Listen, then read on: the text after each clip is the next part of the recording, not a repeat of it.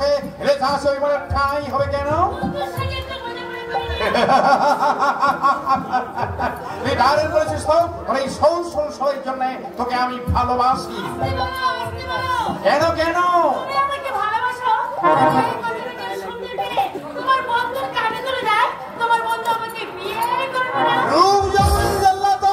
উচ্ছল তোকে এই ছাড়া বিয়েই করবে না। হ্যাঁ রে তোর বাবা কেমন আছে বৃষ্টি হলো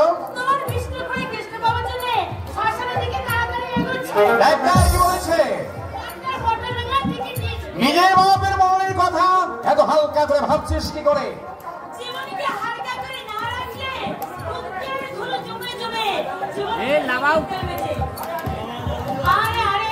আমার ভাবে শ্বশুর মশাই দেখছি আমার নাঙ্গল ফেলছে